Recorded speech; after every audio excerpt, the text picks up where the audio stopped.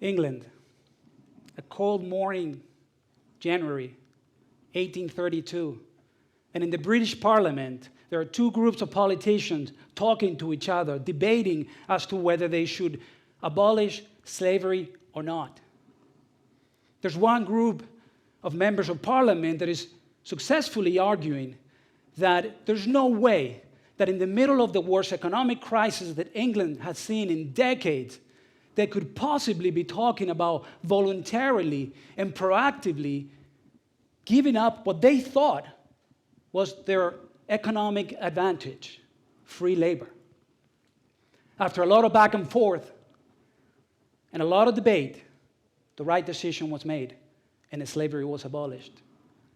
That was a historic day for England, not because they made the right decision, but because that decision forced members of the civil society, elected officials, members of parliament, to have to work together with scientists and members of the academic world, alongside with entrepreneurs and business people and companies, and for all of them to come together and find and create the right conditions for innovation and entrepreneurship to flourish in the English society. It was a tough decision, but the right decision. It was their competitive advantage that made the difference. But it was a big day in the history of the UK because as they were talking to each other, trying to find an alternative to free labor and create the right conditions once again for innovation, a lot of technological breakthroughs were developed, namely the steam engine, which gave birth in turn to the transatlantic shipping industry and the train as we know it. And that gave birth to the Industrial Revolution, which made England the most powerful nation and the most powerful economy that the world had ever seen. That's actually how I see it. We are now at a very historic moment in our time. And I honestly believe that there are many challenges ahead of us that we must deal with. What you see here is what those challenges are. In fact, my team was not able to find a single scientific publication that was able to say or argue that that's not true. Let me start with population. My father was born in 1945, and back then, the population of the world was 1.8 billion people. In one generation, we have gone from 1.2 to cross 7 billion people just a few months ago. We'll probably go up to 10 billion by 2030. Living standards. When you actually look at the GNP, the GDP, and the rent per capita across nations, you see that for the last 100 years, living standards have been raising and will continue to raise. As more people live in the planet and they have more disposable income, we can see how they will probably want to consume more, buy a second car and second home, consume more meat and more Western products. But that is putting a lot of pressure on the scarce and limited resources of our planet. Most experts agree that the energy demand will continue to rise because of it. More population, more income, more consumption, more demand. But also, the water supplies will continue to decrease because of it. We continue to generate more industrial waste everywhere. We'll continue to emit CO2 into the environment. But I actually think that most people out there are not going to stand by and do nothing about it. And most experts agree that we will see also a rise when it comes to environmental concerns of our society. And this is all happening at a time when there's a lot of limitations and constraints for traditional fossil fuels. I would argue that the companies that find solutions to these challenges and problems will probably be the next and future Facebooks and Googles and Apples and those companies that have not even been created yet.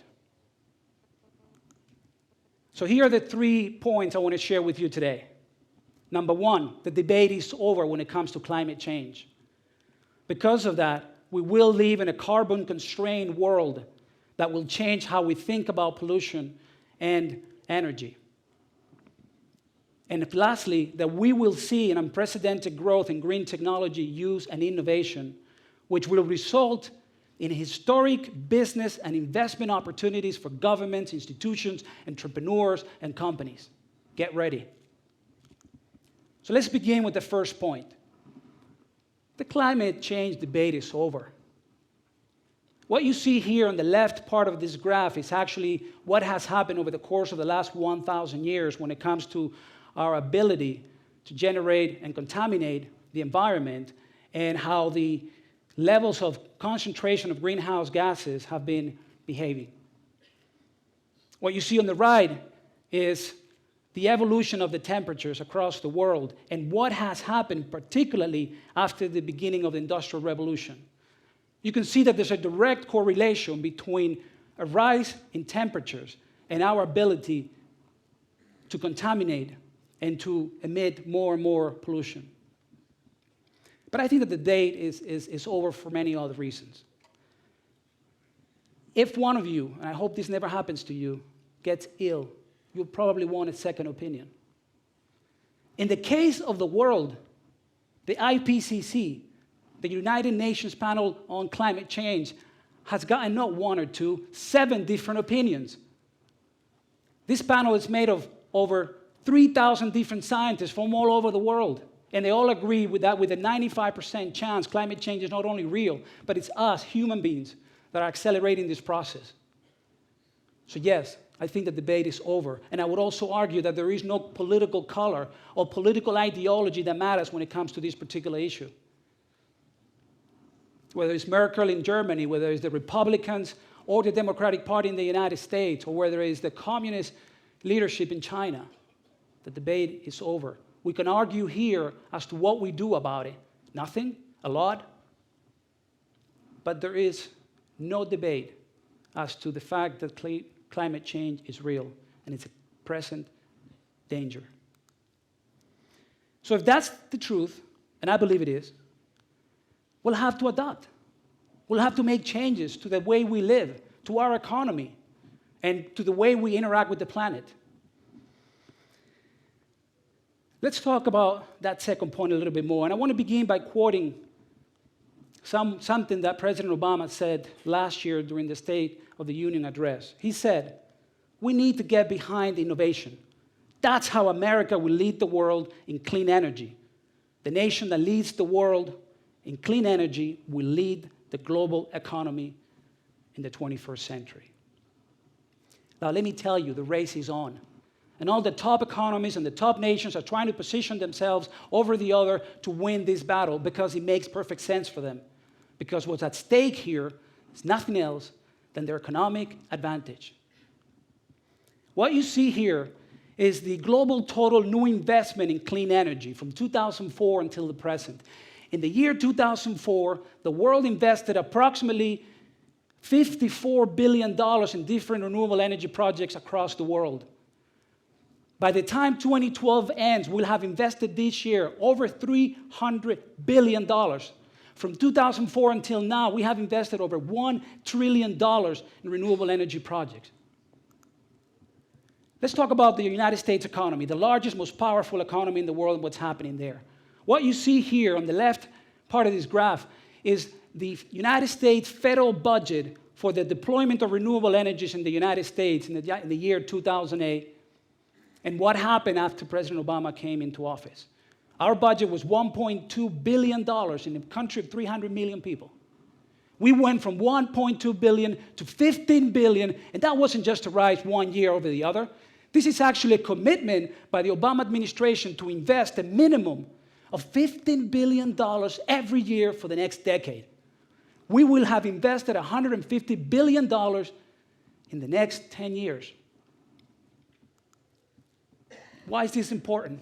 Because today in the United States, when you look at the energy mix of that country, you see that clean energy, quote unquote, is about 7%. It's not really true because about 4.5% is actually hydropower from water, which means that if you talk about solar and wind, you're actually talking about 2.5% solar and wind as sources of renewable energy in the United States.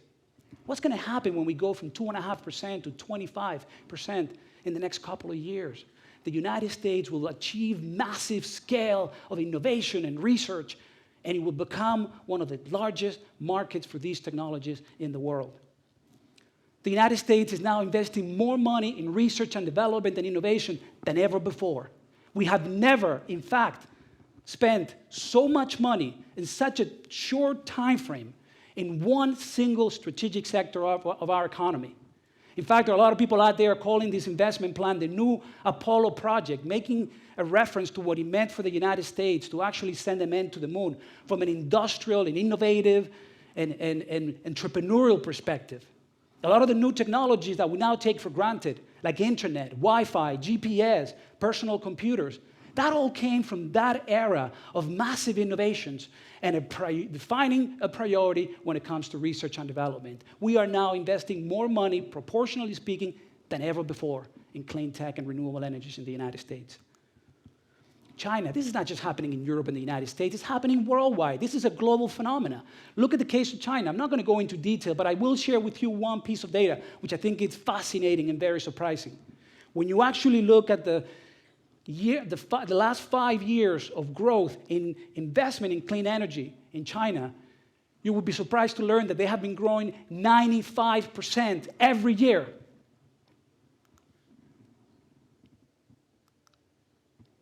So let's go to the third point. We will see an unprecedented growth in green technology use and innovation, which will result in historic business and investment opportunities for governments and business that seize the moment. And what do I mean by that? The pen drive that I'm using today for this presentation holds about 5 gigabytes of memory. And the cost at any store here or even in the United States is $3 to $5. What's actually surprising is that 10 years ago, that very same pen drive, or at least the capacity to hold that much memory, would cost about $5,000. 25 years ago, it cost $120 million. Innovation increases competitiveness and brings prices down. And I would argue that this is exactly what's happening to the sector of renewable energy and clean technologies around the world. Let's look at what's happening to the price of photovoltaic solar panels since 1976 when they first hit the market for commercial purposes. You can see it there. The prices go down every single year. But what's really, really telling is that prices have fallen 75% since 2008. Just in the last year alone, they have fallen 45%. And what's happening to LED lighting? Same thing. From the 1970s when they hit the market until now, prices continue to come down every year. What's happening to the cost of lithium-ion batteries? The very same thing. And falling prices and innovation don't just, allow you to buy more stuff. They also create industries, interesting and very profitable industries. What you see here is the total global cumulative installed solar power generation capacity from 1996 until 2012. What you see there is that in 1996, around the world, we only had about 1,000 megawatts of installed solar capacity. We have gone in 16 years from 1,000 to 52,000 megawatts around the world today and growing. Look at what innovation does to technology. In the case of wind turbines, in the 1980s, the average wind turbine was able to generate approximately half a megawatt. Today, there's several companies, both in Germany and the United States, that are marketing wind turbines that are able to generate more than 10 megawatts. That's enough power in one wind turbine to power over 10,000 homes. I'm not going to go into a lot more details and tell you all the great sectors, but they're there. I want you to please go out there and do the research. The opportunities are boundless. They're there for you. Energy and energy efficiency, green construction and renovation, ecological consumer products, and I'll talk a little bit more about that now, chemical products, nanotechnology applied to renewable energy and energy efficiency. That's all out there. It's growing. It's now a reality. But if you don't agree with me, and if you don't believe any of the numbers, statistics, or even projections that I've shared with you today, and let me tell you, they come from very, very good sources. I hope that you will agree with me because of what I'm going to share with you now, which makes perfect common sense. So let me say it. There is a strong social demand for this change to take place. Now, not tomorrow, today. What you see here is a survey conducted by the European Union in every of the 27 member states of the European Union. This was done last year in the midst of the worst economic crisis this country has seen, or Europe for that matter, in the last 100 years. And look at the conclusions. 90% of Europeans recognize climate change as an important issue that impacts their lives directly. 89% believe that there should be a greater allocation of resources toward environmental causes despite the current economic crisis. 81% supported centralized European Union legislation focused on protecting the environment. This is happening here in our backyard, in Europe. And this is not just, something that Europeans only can afford to do. It's a global phenomenon. It's happening everywhere. This survey was conducted by Abbas Media, which is the third largest media group in the world. It was actually conducted in 21 different countries in 5 different continents.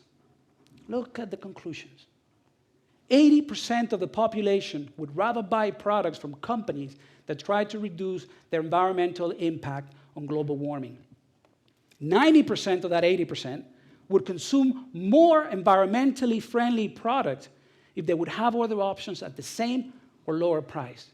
Now, I don't know how many entrepreneurs we have here today or representative of companies, and I know there are some of you out there. Pay close attention to this, because what you actually see here is actually very telling. It tells you that if you're able to produce, market, and sell products that are green and responsible with the environment, 90% of the people are going to buy your products over the competition. Talk about an opportunity. And here's another piece of information that is quite interesting to me. 91% of the population believe that companies and governments should lead the fight against climate change. Why is that important to you? If you're an elected official or a government representative, pay attention to this. Because this is telling you that if you don't do anything about it, they're going to hold you responsible for it. But it also tells you that both consumers and voters out there are willing to penalize you or reward you for the things you do or don't do going forward. And it is very telling. So here again, my 3 conclusions. The debate is over, and the scientific evidence around it, it's overwhelming and unquestionable, at least for me. Number 2, we will live in a carbon-constrained world that will change how we perceive and think about energy and pollution. And finally, that we will see an unprecedented growth in green technologies, but also opportunities and new business ideas. And that's important, because what you see here is actually a picture of my daughter. I was very lucky to actually have a baby. Well, I didn't have a baby, my wife did. But I was very lucky. 2 months ago today, Allegra came to this world. And as I was thinking about a way to finish my presentation, I thought of how the Greek ancient culture thought of the word timing. They talk about time in 2 different ways. Number 1, they use the word chronos. And when they talked about time in that definition, they were talking about lineal time, the actual time that you can actually measure, a day, an hour, a year, or a decade. But they also talk about kairos. And to the Greeks, kairos was the time of opportunity.